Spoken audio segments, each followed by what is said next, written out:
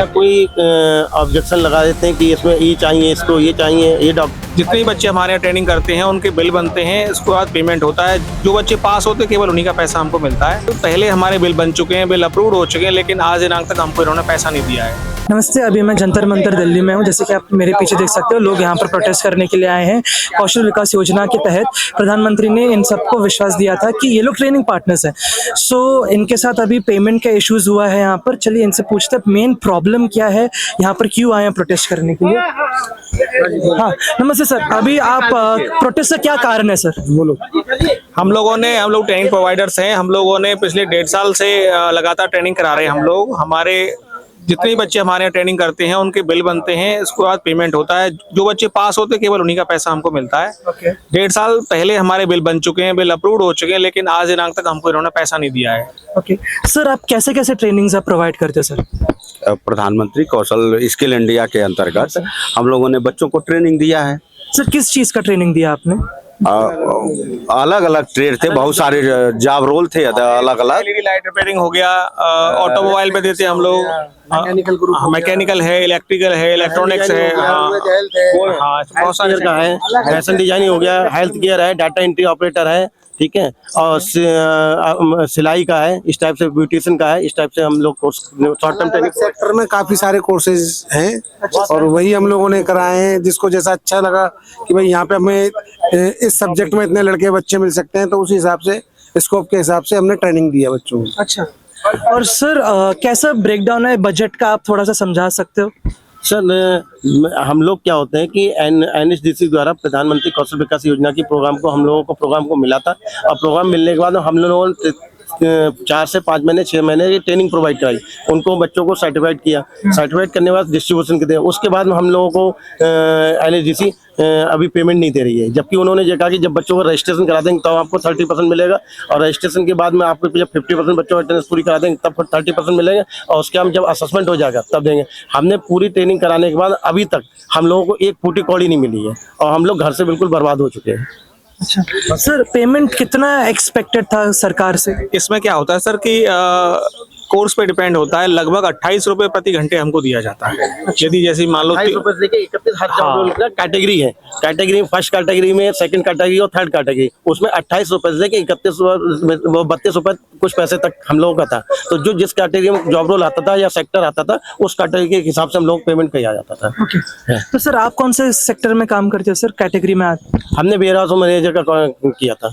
और आप sir? General duty assistant और जूनियर इंजीनियर पावर डिस्ट्रीब्यूशन। इसमें जो ट्रेनिंग होती है वो मॉनिटरिंग के थ्रू होती है, इनकी टोटल मॉनिटरिंग थी। और जो एग्ज़ाम होता है स्पेशली इनके द्वारा एसेसर भेजे जाते हैं और वो एग्ज़ाम लेते हैं, और वहाँ हम लोगों का कोई रोल नहीं होता है। बच्चों की वीडियोग्राफी होती है, उनको क्वेश्चन दिया जाएगा और प्लस उनका वाइवा हुआ, उसके आधार पे बच्चे पास आउट होते हैं। और हम लोगों ने बहुत अच्छे तरह से ट्रेनिंग कराई, और उसके बाद उनका रिजल्ट आउट हुआ, बच्चे पास आउट हुए। उसके बाद ये अनट्रेंड लोगों से हम लोगों के ITI की जांच कराई, तो ITI की जांच में हुआ कुछ ITI को शो काज नोटिस आए। तो उसमें दिक्कत ये हुई कि जो बंदा जांच करने गया था उसको एक बैच, जैसे हम लोग कई बैच बनाए थे, 8 बैच 10 बैच, तो उसको एक बैच स्पेसिफिक मिला हुआ था कि इस बैच की आपको जाँच करनी है। वो गया उस बैच की जाँच किया और उसने रिपोर्ट लगा, जिसे ऑन टाइम उस समय समझिए कि 5 बैच मेरे चल रहे हैं, तो उस 5 बैच में से एक बैच की जांच किया। तो जाहिर सी बात है अगर उस बैच का जांच करेगा तो उसमें जो बच्चे उपस्थित रहे उसी का वो बनाएगा। तो वो क्या किया कि और बैचों को छोड़ दिया और उस बैच का लगा के उसके बाद ये कि अटेंडेंस आपकी इतनी लगी हुई थी और बच्चे कम पाए गए, इसके आधार पे शो काज नोटिस सारे। उसके बाद कुछ ITIओ को वो सब गए नहीं और देख के बस हाँ ITI लिख दिए कि हाँ ITI बनती, उनके ऊपर FIR दर्ज हो गई। तो हम लोग यहाँ इस धरने पर आए हैं कि जो बच्चा पास है, बच्चे के पास होने पर ही पेमेंट मिलता है, तो जो बच्चे पास हैं उस आधार पे हमारा सारे TP का वो पेमेंट हो। दूसरी बात कि शो काज नोटिस जो है उसको ख़त्म किया जाए, FIR ख़त्म किया जाए। और हम लोग इतना पैसा इन्वेस्ट किए हैं इस स्किल इंडिया के प्रोग्राम में, तो हमको फिर से नया टारगेट मिले। बस ये हम लोग पुराना भुगतान जल्दी से जल्दी किया जाए, क्योंकि हम लोग बहुत परेशान हैं। सर आपका कितना पेमेंट अभी बाकी है? एक 20 50 लाख रुपए तक का बाकी है। 50 लाख 50 लाख रुपए तक का। हम लोगों को मोटा पूरी मोटा ITI ऐसा मानने में आ रहा है कि लगभग सभी टीपीज का लगभग 600 करोड़ रुपए के आसपास गवर्नमेंट के ऊपर बाकी लगभग 2-3% लोगों को 31 तारीख को पैसा दिया जो हमने एनएचडीसी में धरना दिया था।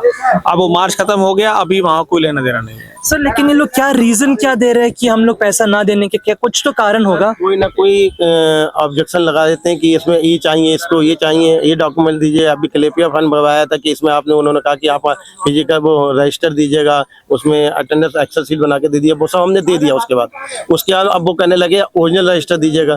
तो यही सब कि कोई ना कोई मतलब ओरिजिनल रजिस्टर जो है वो कॉलेज की संपत्ति होती है। और कहीं ये बताइए कोई हाई स्कूल का लड़का ये परीक्षा फॉर्म कोई भर रहा है और उससे मांगा जाए कि तुम ओरिजिनल हाई स्कूल की मार्कशीट लगा दो तो एक पॉसिबल है?